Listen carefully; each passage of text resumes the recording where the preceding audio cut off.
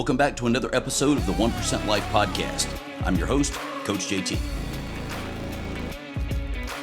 This information is for educational and informational purposes only and is solely a self-help tool for your own use. I'm not providing medical, psychological, fitness, or nutrition therapy. You should not use this information to diagnose or treat any health problem or illness without consulting your own medical practitioner. As always, results of any kind will vary based on each person's unique circumstances, capacity, and work ethic.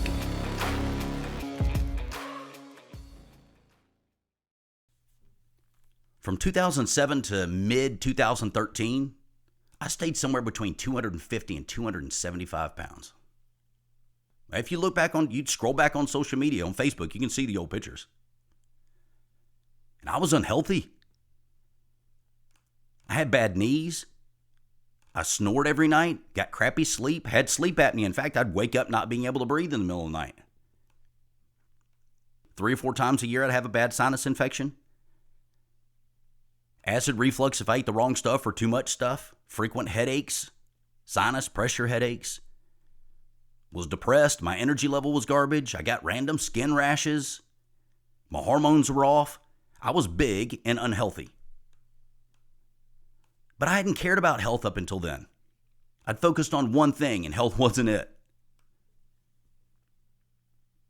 And during that time, I was offered medications galore. Surgery for my knees, sleep medication, sleep studies, CPAP machine for my sleep apnea, antibiotics, prednisone for my knees, sinus infections and skin rashes, antibiotics, omeprazole for acid reflux, Xanax for my stress and sleep, heck, even Zoloft and Lexapro and Wellbutrin for depression. But I knew what was causing it. It was me. And I knew what I needed to do to fix it. I also knew that meds were only going to hide the symptoms. It wasn't going to fix anything. It was just going to hide the symptom. So I changed it. I changed one big thing, and now every single thing that I just mentioned is gone and has been gone for the better part of a decade. I changed my nutrition, not my training, not my medications, not supplements. It wasn't anything that I added. I didn't start taking something magical. That's what people think about first. What can I take to make this go away? What I did was I took away the cause. And now I'm 205 pounds. I stay around 10% body fat all year. Great muscle mass.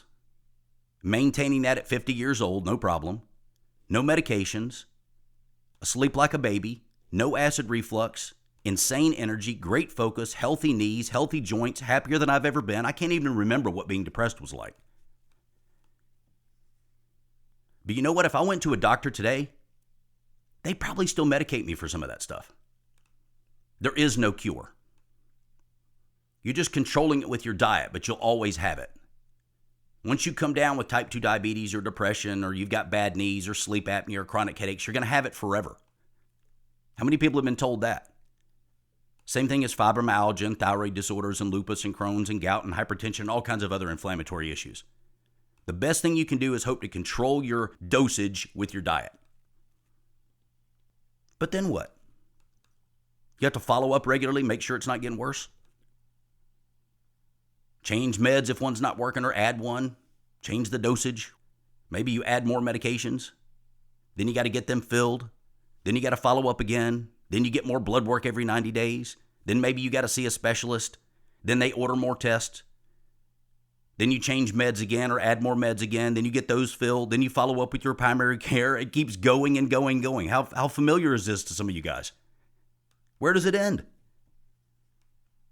And what do you think the most likely outcome is to go in that route? Do you think they start you on meds with the intent of ever stopping? And then what does diet-controlled disease really mean? And what does cured really mean? Is it ever an option? We're told it's not. All of this ends one of two ways. Door number one, you medicate the symptoms, you ignore the cause, you stay sick, you get progressively worse, you increase your medications periodically for the rest of your life. Or door number two, you address the root cause and cure it yourself. Here's the depressing part. the most likely outcome. 90% of people are going to choose door number one. It's easier, it's brainless, it's quicker, there's no changes that you have to make. Just eat the pills and hide the symptoms. Go about your day, eat what you want, do what you want, take what you want, drink what you want, take these meds and it'll hide the symptoms. 1% will choose door number two. That's the hard way. It's the permanent way. It's the best way. But that way makes you change your lifestyle. You got to give stuff up. You got to stop drinking. You got to stop eating the garbage. You got to stop eating the inflammatory foods. You got to make changes to your lifestyle. You got to start exercising. Most people say, no, thank you. I'd rather take a pill. It's the same thing as obesity. 1% of obese people will ever lose the weight and keep it off. 1%. It's not because the 99% can't do it. It's because the 99% would rather not do it. They'd rather be fat, sick, lazy, and medicated than change their lifestyle. It's just the truth. People want to put their life on credit. They want to have fun now and just pay for it later. They think that works. If you see people that are wealthy or fit or healthy or successful or happy, they do it the other way around. They pay now and have more fun later. Either way, you're going to pay for it. Either way, you're paying the price. It's either easy now and really, really hard later, or hard now and really, really easy later. Either way, you're making a choice. Not choosing is choosing. So what does diet controlled mean in the first place? It's very literal. Symptoms of an illness or disease controlled by your diet. But here's my big question about that. If you can control it at all with your diet, then how much of it can you control? Can you control 21.5%? 43%? 69.25%? 99.5%? Can you control all of it? Where's the line drawn? Who draws that line? Most people are going to tell you that you might control some of it, but I don't know how much. So then what's the definition of cure? It's the absence of symptoms of an illness or disease. That's Webster's definition. I don't have any symptoms anymore. So then what causes all these? What causes all this chronic disease that we're talking about in the first place? Type 2 diabetes and hypertension and eczema and gout and fibromyalgia, all the issues I told you that I had, thyroid disorder. Doctors will tell you that we don't know for sure. But we do know that it's an inflammatory issue and that there is no cure. Or they'll tell you it's genetic or bad luck. Right? Which means I have no idea. I'll tell you what it is. There's a lot of other people that'll tell you what it is too. I'm not the only one. And number one, these are all just symptoms, by the way. They're warning signs. Right? A headache isn't the issue. It's a reaction to something else, low sodium or dehydration or a sweetener or something that gave you the headache. The headache is just a warning sign. It's a symptom. Taking a Tylenol doesn't cure it. It hides the symptom. So I'll tell you what it's not. It's not genetics. They've mapped the entire human genome and no one can pick the gene that causes it. It's not bad luck. It's not age. It's inflammation, poisons, and malnutrition. That's it. It's eating crap that you shouldn't and avoiding things you should. Right? Eating carbs and sugar on a daily basis, junk food, processed foods, seed oils, boxed canned garbage, fast foods, alcohol. And then avoiding things that you should eat.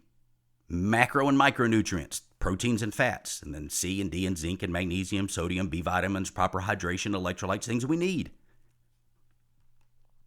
And again, I'm not the only one that's saying this, guys. There are tons of people that are preaching the same exact thing. Go listen to Dr. Barry or Dr. Volek or Dr. Finney or Dr. Chafee or Dr. Noakes or Andrew Huberman or Gary Brecka. There's tons of people saying exactly the same thing as I'm saying. Even the WHO says it. Inflammation is the most significant cause of death in the world, hands down. The WHO says literally the greatest threat to human health. 3 out of 5 people die due to chronic inflammation. But it's tagged as stroke or respiratory disease or heart disease or cancer or obesity, diabetes, natural causes. He died of natural causes. And we just say, oh, okay. The bad thing is this is expected to increase persistently for the next 30 to 50 years in the US. It's not getting better. So let's pick one of these and just break it down and look at it. One of these incurable diseases. Let's pick type 2 diabetes.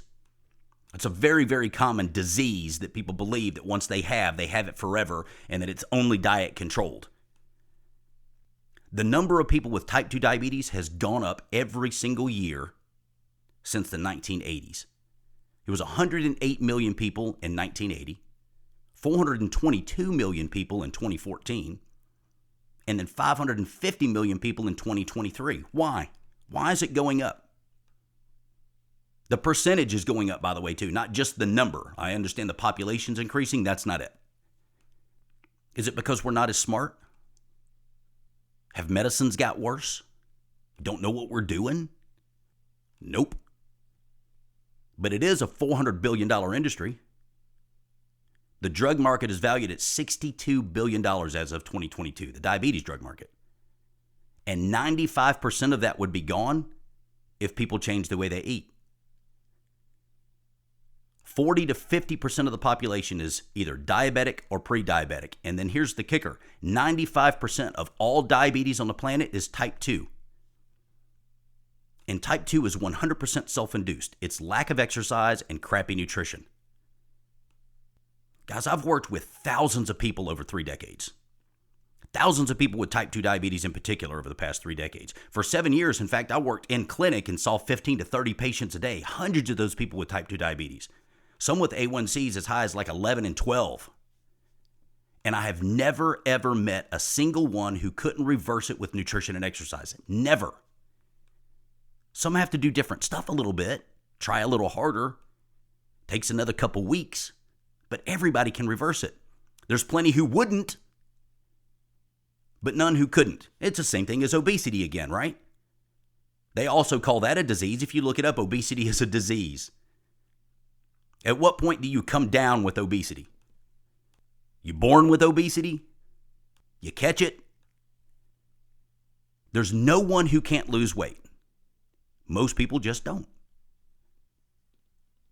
So if we know what causes all this crap, we know how to change it, we know what cured means, right? The symptoms are gone without the use of meds. Then why is it still labeled incurable? Unless there's some other benefit to do so. I mean, by that logic, I'm also a diet-controlled diabetic, right? Because if I ate horrible, I'd be a diabetic. So I'm a diet-controlled diabetic too. I'm also a diet-controlled morbidly obese man. Because if I ate horrible, I'd be morbidly obese. I have diet-controlled inflammation. I have diet-controlled sleep problems. I have diet-controlled blood pressure. I have diet-controlled joint problems, diet-controlled fibromyalgia, diet-controlled gout, diet-controlled everything. All the symptoms that I just listed early on in this call, all the things I told you I used to have, are gone because I changed my nutrition. Do I still have them? Am I cured? Is it just diet-controlled and I still should be medicated and monitored to make sure they don't sneak back up? Guys, if diet causes it, why can't diet eliminate it? Look, I know unavoidable disease exists, but it's 0.5%. It ain't 99.5%. That's what most people want you to believe. I know there's type 1 diabetes, there's Down syndrome, there's heart defects, unavoidable stuff. As far as we know now, anyway. I mean, if you look at Alzheimer's and dementia, those were completely unknown diseases, and now we're saying it's sugar and inflammation. So who knows what the future holds, right?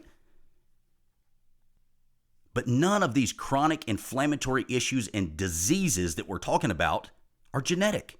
They're all self-induced, which is the good news, right? If they're self-induced, we can also reverse them with our diet. Leading somebody to believe that they have some kind of an issue as a result of some odd medical problem that's incurable that you'll have forever is just deceitful and wrong. Or ignorant. There's a lot of people that say it because they're just uneducated. They don't know. I'm healthy because I choose to be healthy. Not because I was lucky. Not because I managed to dodge the disease gremlins. Not because I have gifted genetics. Not because I paid for a procedure or took meds. I had a lot of these issues. And now I don't. And I didn't use meds to change it. Guys, you've got to watch out for yourself. Do your own research. Avoid taking health advice from sick, medicated, overweight, unhealthy people. People with no history of success. People with no history of working with people to success. No change, no testimonies. Just like you guys should avoid taking financial advice from somebody that's broke or fitness advice from somebody that's out of shape. Why would you do that? I don't go to a mechanic with a broken down car or an accountant that's being sued by the IRS constantly. So I'll leave you with this. You have to remember you are your own best advocate. No one is ever going to care about your health, your business, your finances, your body fat percentage, your mental health, your salvation, or your happiness like you do. I'm out. For more content, be sure to like, subscribe, and follow me on Facebook, YouTube, and Instagram. See you.